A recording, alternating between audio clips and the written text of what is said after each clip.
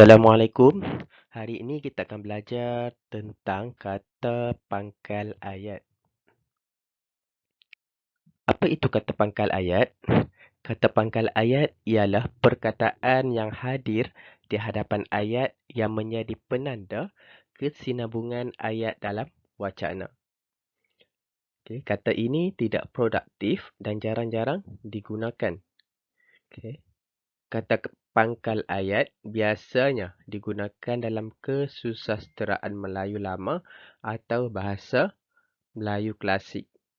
Mari kita lihat contoh-contoh kata pangkal ayat. Yang pertama, maka. Apa kegunaan maka?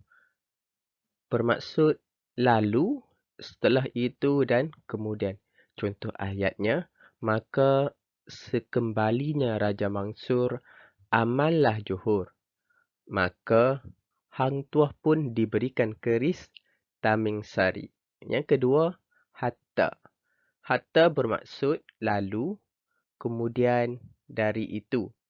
Hatta terbanglah sang merbuk ke udara. Hatta Hang Tuah berjaya menikam Hang Jebat. Yang ketiga, adapun. Kegunaan adapun adalah untuk menyatakan perihal atau mengenai. Contoh ayat, adapun dua orang putera itu terlalu suka bersilat.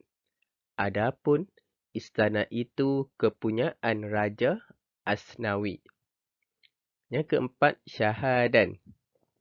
Kegunaan syahadan bermaksud selanjutnya dan lalu. Syahadan, utusan dari Siam itu pun tibalah. Syahadan, baginda pun mangkat akibat gering. Yang kelima, arkian.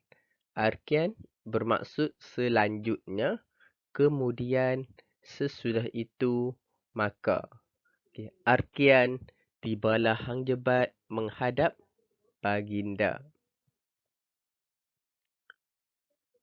Seterusnya, kalakian. Kalakian bermaksud kala itu, kemudian, lalu, ketika itu.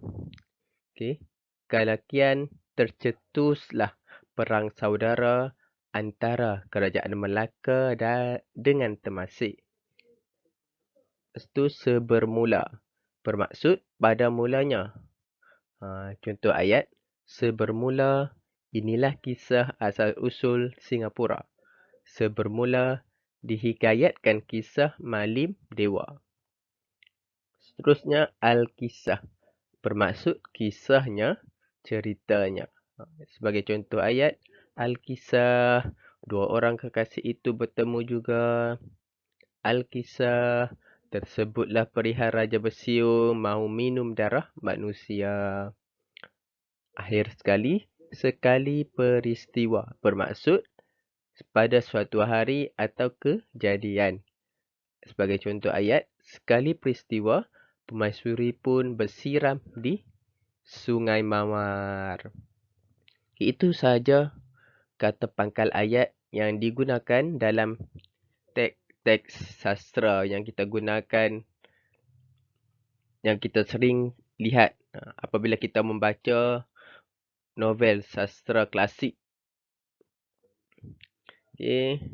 Saya harap semua dapat memahami kata pangkal ayat, kegunaan dan contoh ayat tersebut. Itu sahaja untuk aktiviti kelas pada hari ini. Boleh jawab soalan kuisis di link yang telah diberikan. Sekian, terima kasih.